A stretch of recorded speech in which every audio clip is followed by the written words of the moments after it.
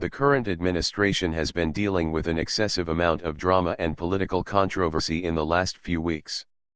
Especially in light of everything that has been going on in court as it pertains to Paul Manafort and Michael Cohen, former Trump campaign officials and Trump employees. However, President Trump and First Lady Melania are taking some time away from it all to work with small children and local hospitals on their philanthropic and healthcare initiatives. The Daily Mail reported, Donald Trump escaped his troubles in Washington during a visit to a children's hospital in Ohio with Melania, as special counsel Robert Mueller's net closes in. The President and First Lady put on a united front Friday following the most challenging week of Trump's presidency. The Trumps toured the neonatal intensive care unit of an Ohio children's hospital that treats babies affected by the opioid epidemic.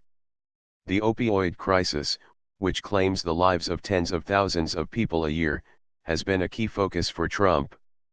Melania and Trump, accompanied by Health and Human Services Secretary Alex Azar, visited the nationwide children's hospital in Columbus before attending a fundraiser and delivering the keynote address at the Ohio Republican Party's state dinner.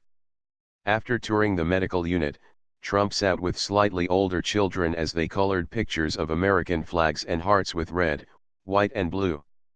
He appeared to be concentrating intensely as he colored his flag, before telling the kids they were doing a great job. Trump last visited Ohio on August 4 to rally for U.S. House candidate Troy Balderson, a GOP state senator. Balderson was certified Friday as the winner of a special election to fill the unexpired term of longtime Republican Congressman Pat Tiberi, who retired in January.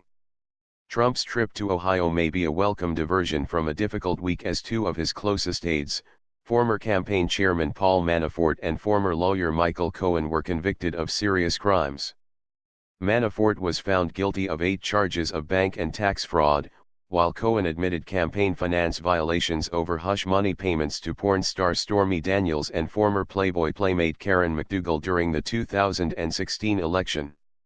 His guilty plea also implicated Trump, while Cohen's lawyer Lanny Davis said that his client also had information about the Trump Foundation. On Friday, the world learned Trump Organization executive Alan Weisselberg got an immunity deal in a move that does not bode well for Trump. Weisselberg, the chief financial officer of the Trump Organization, is both a bookkeeper and a key executive running the organization who is familiar with major aspects of the organization. News of Weisselberg's immunity deal comes a day after it was revealed American Media Incorporated publisher David Pecker received immunity. Pecker's firm paid McDougal $150,000 and promised magazine covers and work in exchange for the life rights of her story about an affair with a married man. Although Cohen himself has no known cooperation agreement with prosecutors, he pleaded guilty to 8 counts and said he was directed by an individual, Trump, to violate campaign finance laws. Trump has taken to calling his longtime lawyer a rat, while praising convicted former campaign chair Paul Manafort for not breaking under pressure.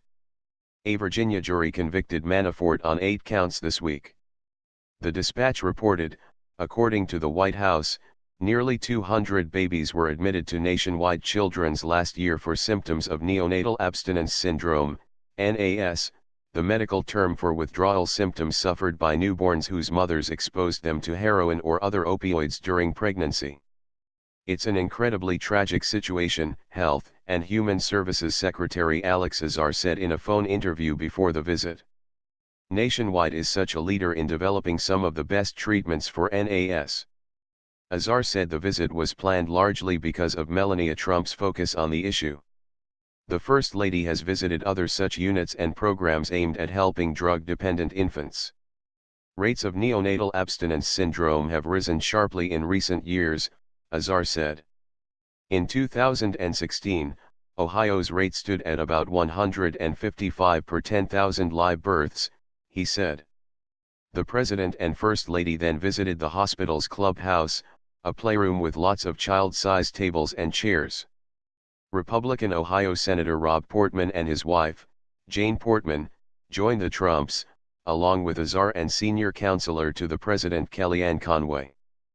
President Trump has made innumerable cross-country visits over the past 2 years he has been in office. he has visited Virginia, Florida, New Jersey, Maryland, Ohio, West Virginia, New York, Pennsylvania, Missouri, Texas, Tennessee, Wisconsin, South Carolina, North Dakota, North Carolina, New Hampshire, Nevada, Montana, Minnesota, Michigan, Iowa, Illinois, Indiana, Hawaii, Guam, Georgia, and California. The president's most recent trip is not the only one he has made to a hospital.